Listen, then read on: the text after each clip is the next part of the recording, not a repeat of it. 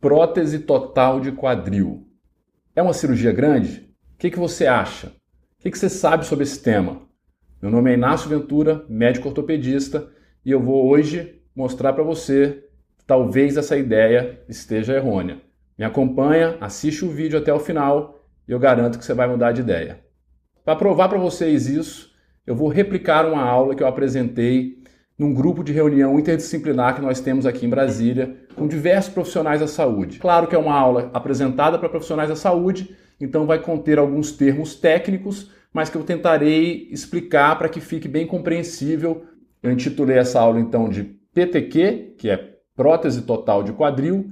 O que nós devemos esperar dessa cirurgia realmente? Qual o porte operatório real dessa cirurgia e qual o nível funcional? O que ela te permite fazer depois que você foi operado e que a cirurgia correu tudo bem e você teve sucesso? Não tinha melhor exemplo para eu colocar do que a foto do nosso querido Guga. Não só porque eu sou um grande fã dele, mas porque todo o caso dele e as lesões dele e a doença que ele teve, que foi uma artrose do quadril, foi muito noticiado pela mídia e ele terminou com uma cirurgia de prótese total do quadril bem sucedida.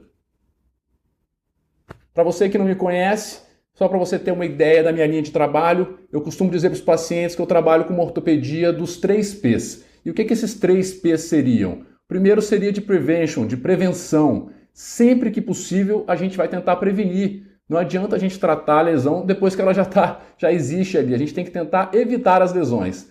Quando isso não aconteceu e esse paciente sofreu uma lesão, está com uma doença, a gente vai tentar preservar. Preservar o quê? Preservar o quadril nativo dele, preservar o joelho nativo dele, tentar fazer métodos, tratamentos e até mesmo cirurgias em que não se precise substituir aquela articulação, como no caso da prótese.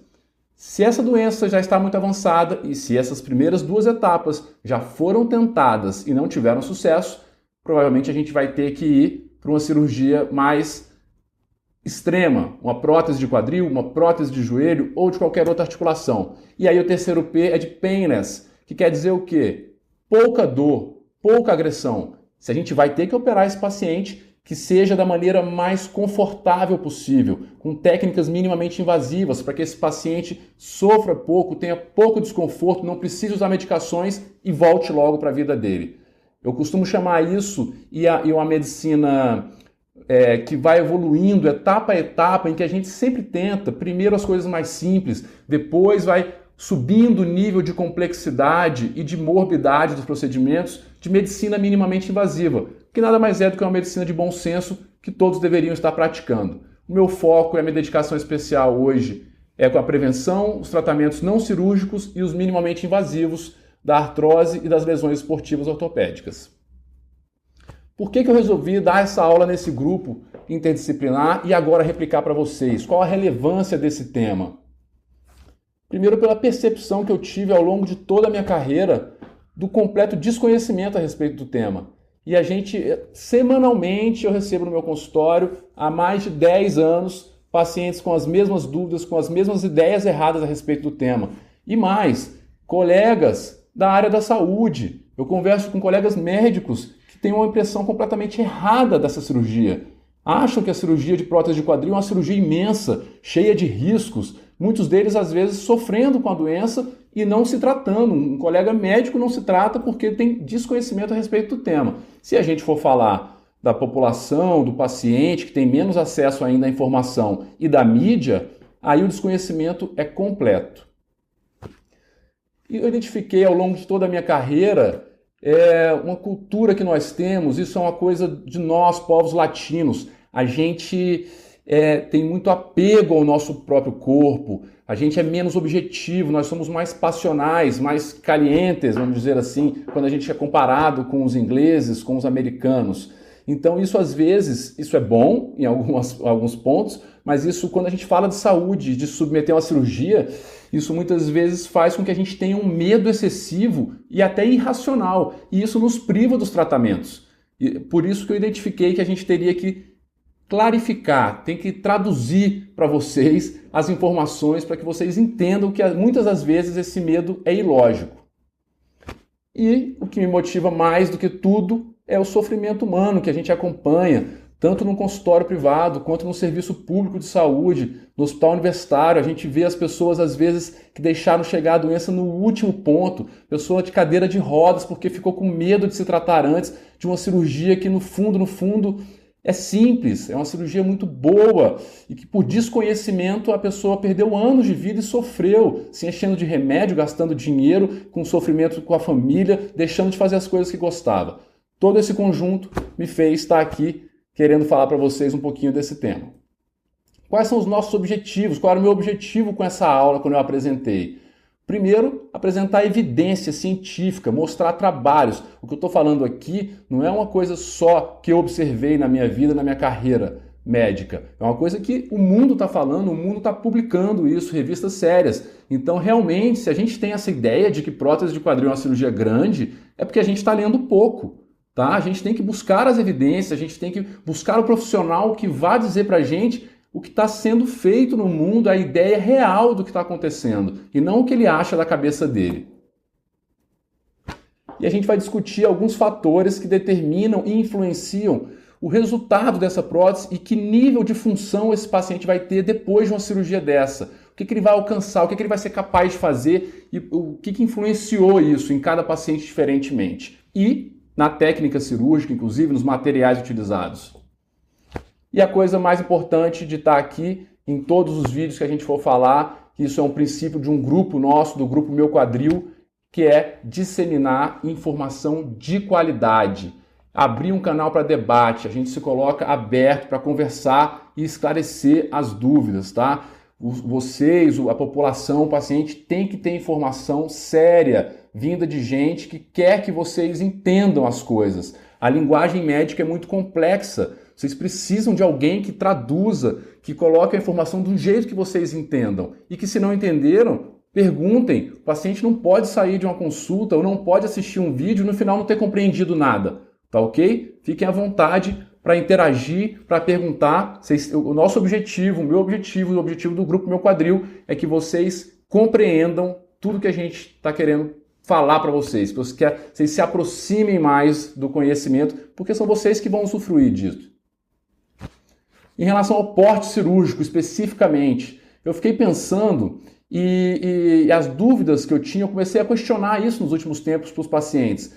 O que caracteriza uma cirurgia grande? Eu perguntava aos pacientes, por que você tem medo? Você está com medo de quê, objetivamente? Me conta para eu tentar mostrar para você se esse medo tem razão de ser mesmo, às vezes tem, ou não. Ou se é um medo ilógico, se é um medo por desinformação. E ao longo de todo esse tempo, conversando com os pacientes, eu extraí alguns tópicos, algumas perguntas e algumas dúvidas, que é em cima delas que a gente vai se basear para contrapor e para eu colocar argumentos e literatura mostrando que não tem muito fundamento esses medos. E os medos que os pacientes mais me apresentavam era do risco de morte. Muitos pacientes têm medo de morrer. Isso é claro, isso é muito óbvio, é natural que sinta isso, mas a gente vai mostrar que isso não tem sentido. Risco de complicações, de uma maneira geral. Quando o paciente falava, não, doutor, eu não tenho medo de morrer, eu sei que a chance de eu morrer é muito pequena, eu tenho medo de ficar sem andar. Eu escuto isso toda semana, muitos pacientes têm esse medo.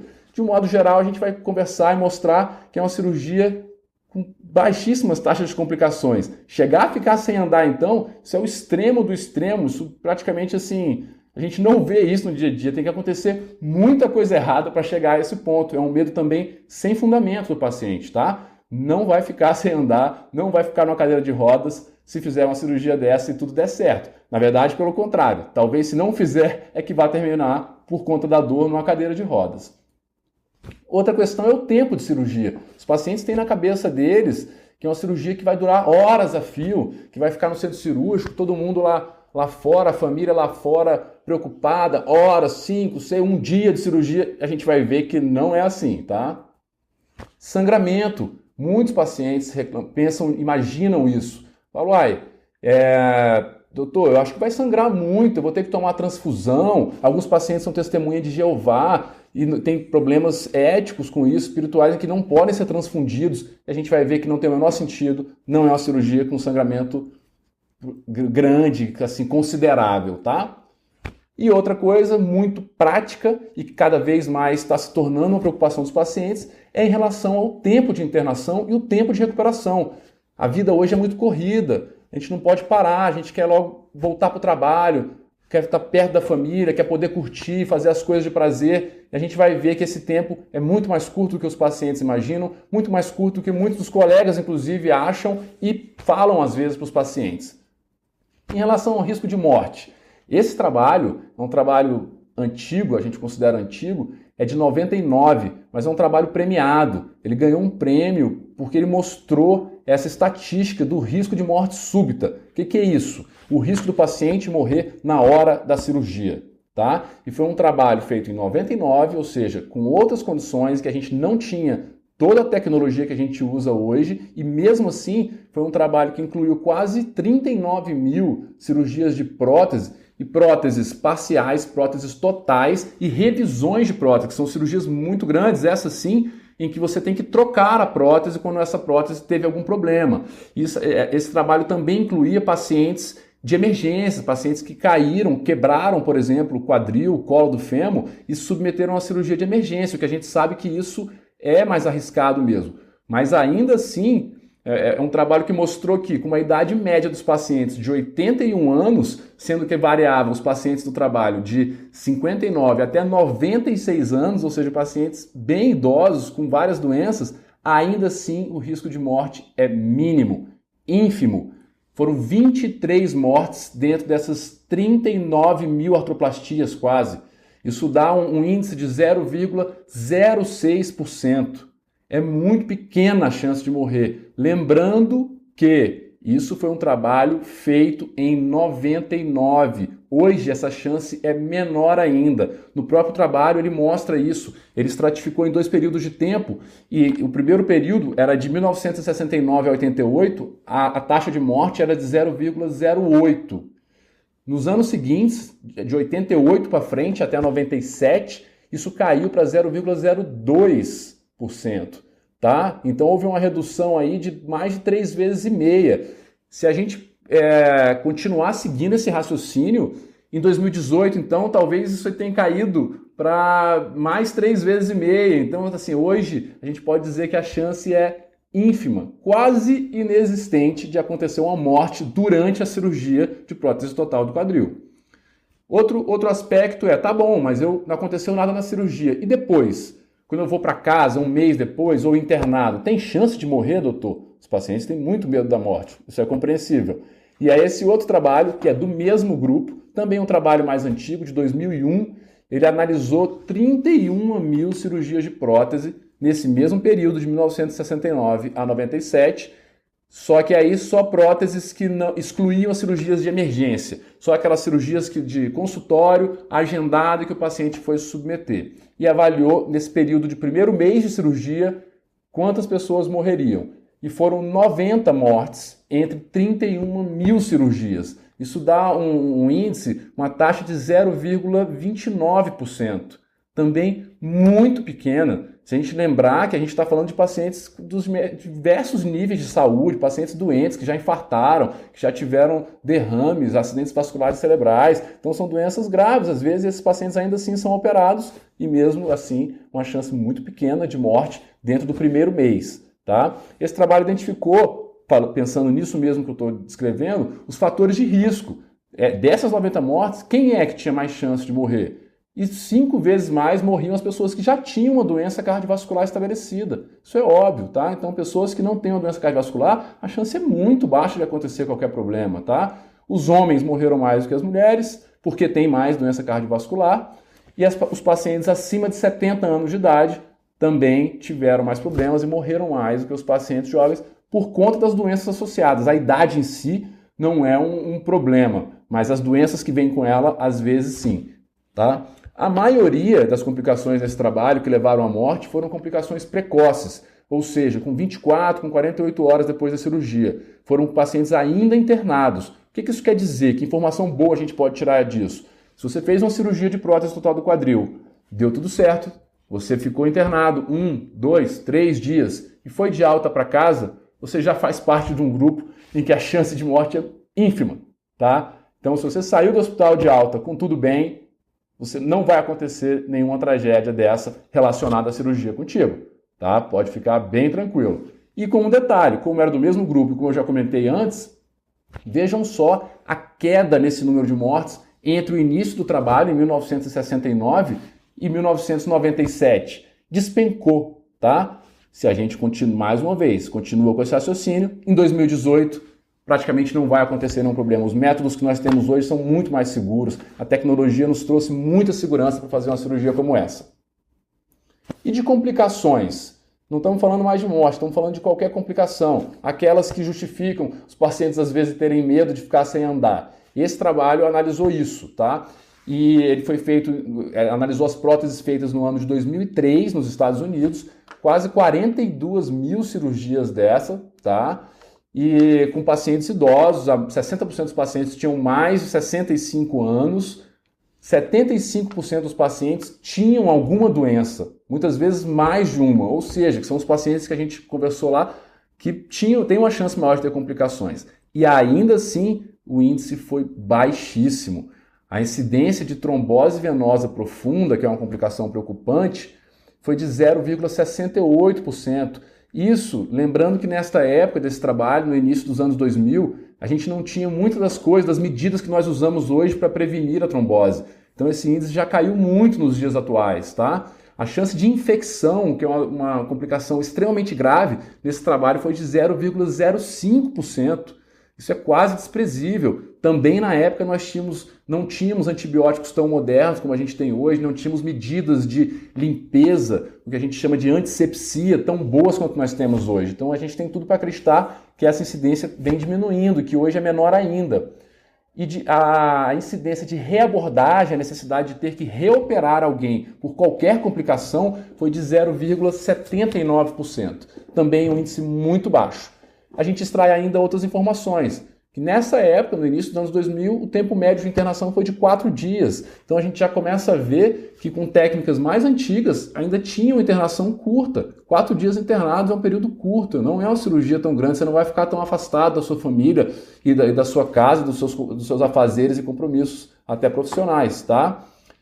E eles identificaram alguns fatores de risco e fatores de segurança para isso. Entre os fatores de segurança, a presença de o paciente possuir um convênio ou um plano de saúde foi um fator de proteção, porque esse trabalho incluiu pessoas que foram operadas pelo sistema público. E, infelizmente, a gente sabe que as condições dos hospitais públicos, isso foi nos Estados Unidos, você imagina aqui no Brasil, não são as melhores possíveis. A gente vê todo dia isso. Então, um paciente que é operado, que foi ao consultório, tem um plano de saúde e vai operado no hospital particular, ele tem um fator de segurança muito grande, infelizmente, quando comparado com o paciente do SUS, que está em piores condições, tá? Então isso é importante que vocês entendam também.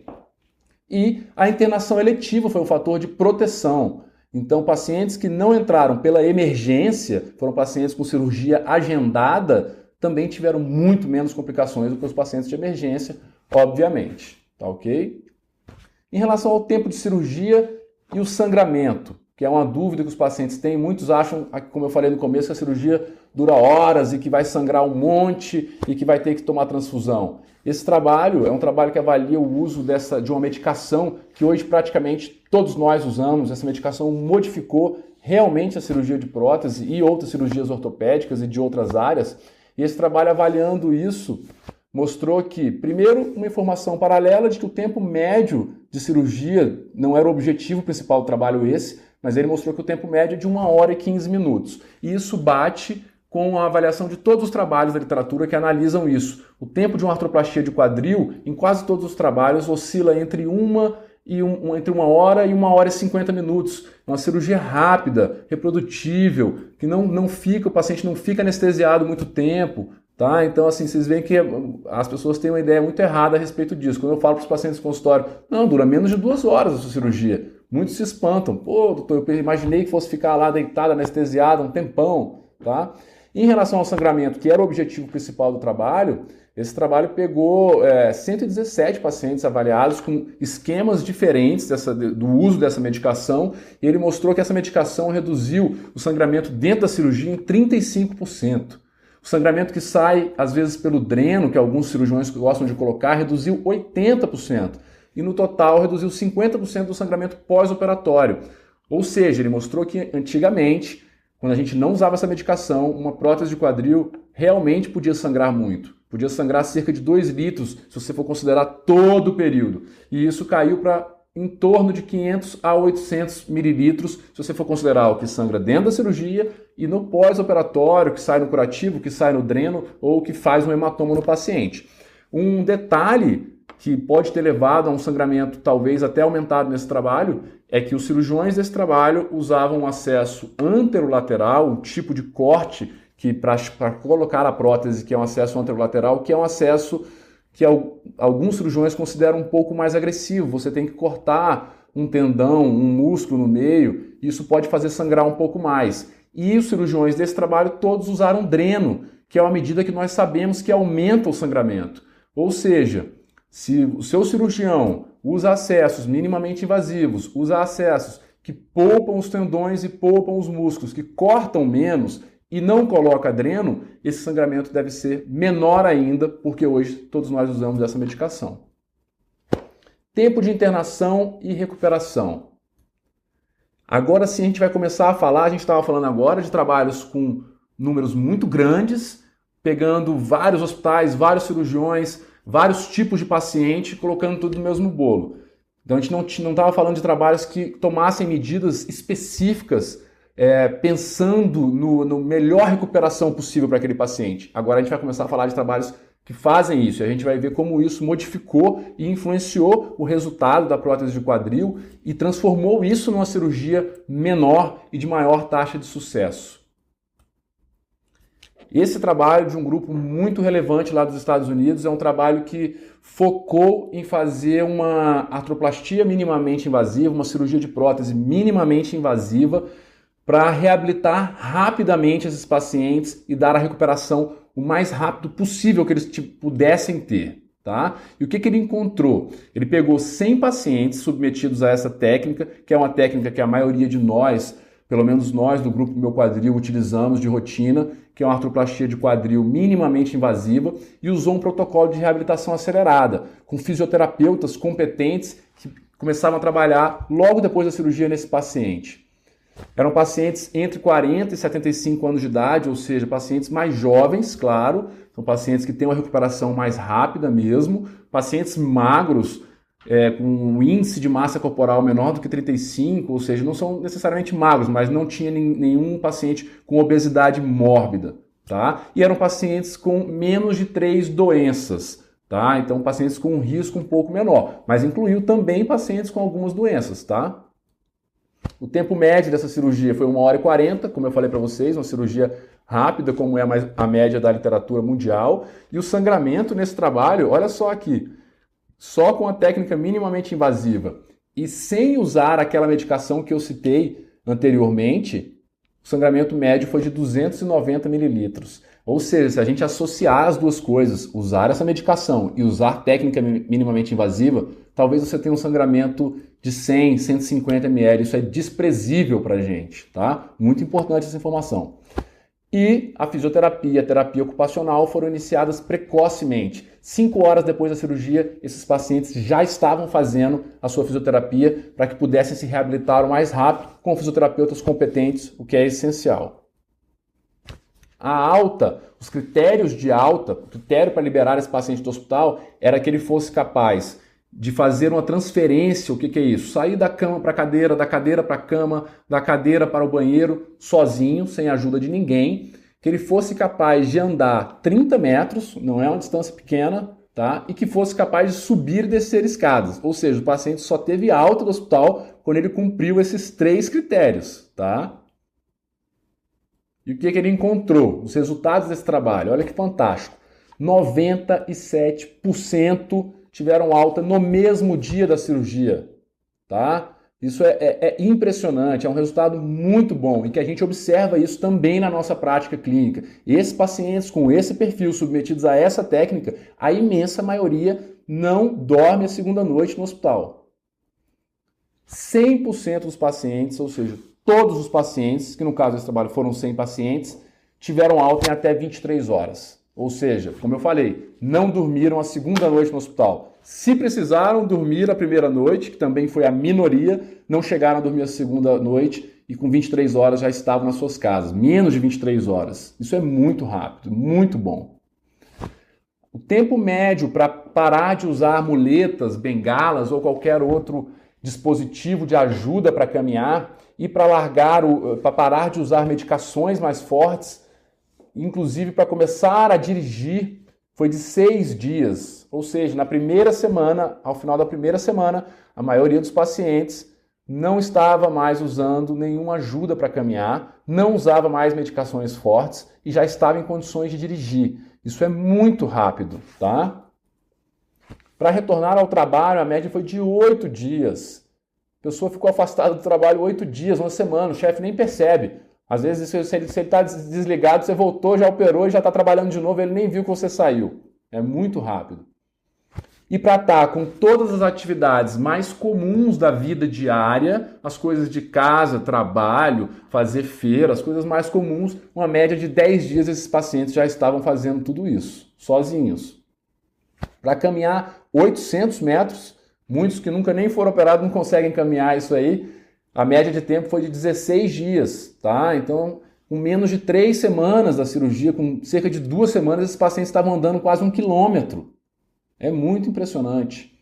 E o detalhe mais importante, não houve nesse trabalho nenhuma reinternação por qualquer complicação. Esses pacientes não precisaram voltar para o hospital, não houve luxação da prótese, a prótese não saiu do lugar, que é uma coisa que algumas pessoas dizem que usar as técnicas minimamente invasivas podem predispor a isso, não houve nenhuma e nenhuma reoperação, tá? Então foi um trabalho com uma taxa de sucesso muito alta, mostrando para vocês que a vida de quem faz uma prótese de quadril com a técnica correta, com a escolha do cirurgião correto, volta ao normal muito rapidamente, com a chance ínfima de ter problemas ou complicações.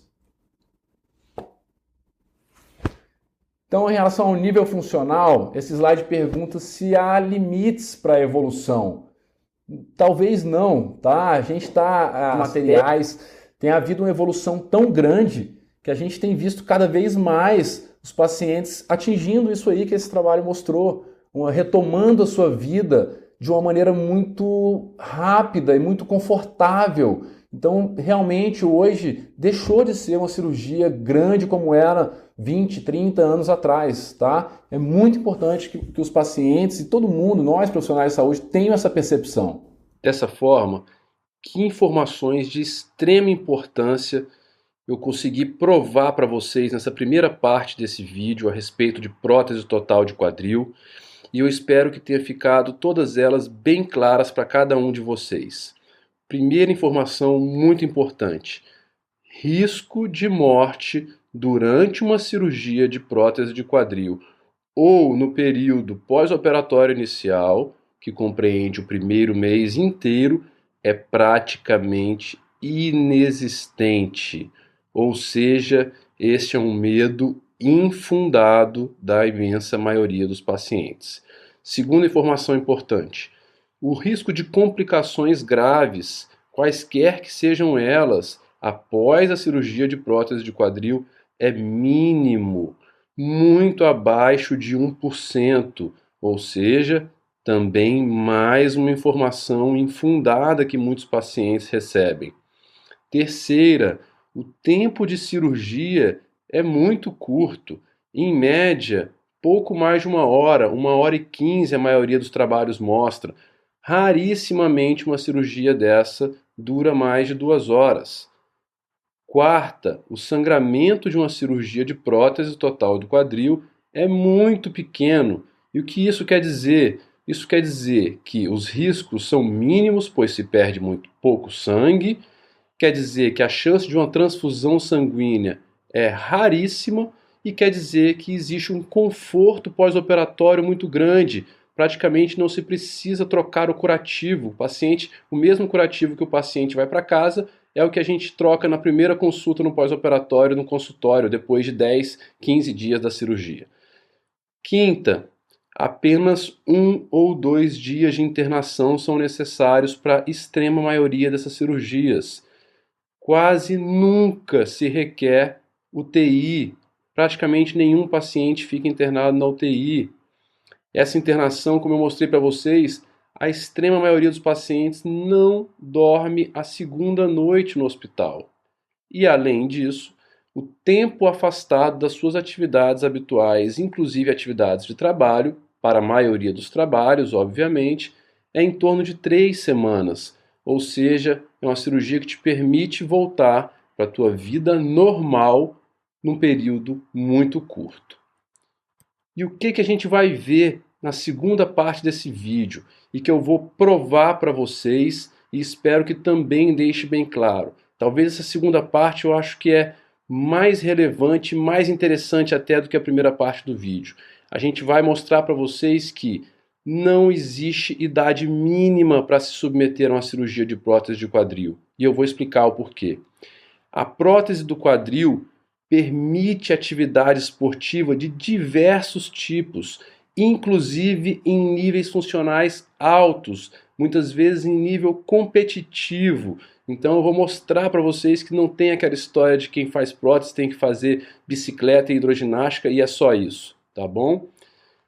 Há evidências de que a prótese pode durar mais de 3 décadas, ou seja, isso já existe, essas evidências. As próteses antigas, feitas 30, 35 anos atrás, já mostraram durabilidade maior a 3 décadas em alguns trabalhos. Talvez as próteses que nós usamos hoje nunca precisem ser trocadas. E a gente vai mostrar para vocês isso, provar e explicar por quê. Novos implantes, novas técnicas cirúrgicas podem melhorar ainda mais nossos resultados atuais. Foi isso que eu falei anteriormente. E finalizando, a gente vai mostrar que para alcançar os melhores resultados com uma cirurgia dessa, você depende de uma equipe de excelência. E talvez essa seja a informação mais importante desses dois vídeos, dessas duas partes desse vídeo. Escolha a equipe adequada para tratar de você. Dessa decisão sua é que vai depender todo o sucesso que virá certamente pela frente de quem vai se submeter a uma cirurgia de prótese de quadril. Certo? Não percam a segunda parte desse vídeo. Vamos comigo para essa segunda parte. Eu garanto que vai ser muito interessante. A gente vai mostrar para vocês e provar bastante coisa. Grande abraço, muito obrigado e até o próximo vídeo.